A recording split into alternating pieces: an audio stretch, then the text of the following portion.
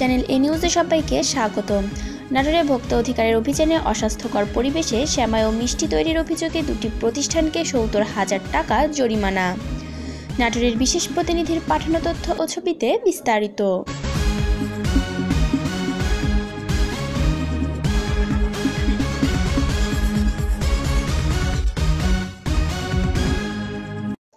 নাটোরে ভোক্তা অধিকারের অভিযানে মামুন বেকারি এবং ননিবালা মিষ্টান্ন ভাণ্ডার নামের দুটি প্রতিষ্ঠানকে ৭০,০০০ টাকা জরিমানা করা হয়েছে।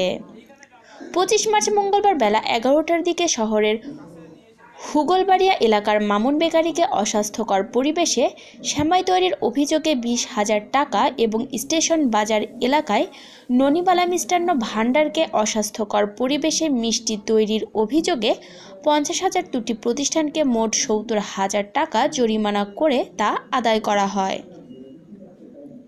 ভোক্তা অধিকারের সহকারী পরিচালক নাজমুল হাসান জানান, ভোক্তা অধিকারের নিয়মিত অভিযানের অংশ হিসেবে আজ নাটোর শহরের মামুন বেকারি এবং ননিবালা মিষ্টান্ন ভাণ্ডারে অভিযান পরিচালনা করা হয়।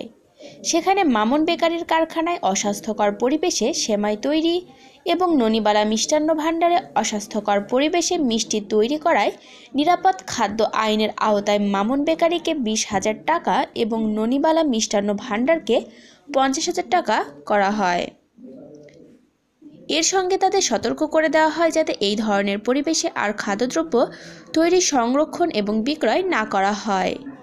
এ সময় অভিযানে সহযোগিতা করেন র‍্যাব ৫ সিপিসি ২ কমান্ডার হাফিজ আল আসাদ। রূপায়া জাহান, ডেস্ক রিপোর্ট, চ্যানেল এ নিউজ। নাটোর শহরের বেশ কিছু প্রতিষ্ঠান খাদ্যপণ্য, বিশেষ করে রমজান উপলক্ষে সেমাই, মিষ্টি, দই এরকম উৎপাদনকারী প্রতিষ্ঠানে আমাদের র্যাপিড অ্যাকশন ব্যাটালিয়ন ফোর্সের সহযোগিতায় ভোক্তা অধিকার সংরক্ষণ অধিদপ্তর যৌথভাবে এই অভিযান পরিচালনা করছি এবং আমরা আজকে বেশ কিছু প্রতিষ্ঠান পরিদর্শন করেছি সকাল থেকে। তার মধ্যে সেমাই উৎপাদনকারী একটি প্রতিষ্ঠান এবং মিষ্টান্ন প্রস্তুতকারী একটি কারখানা।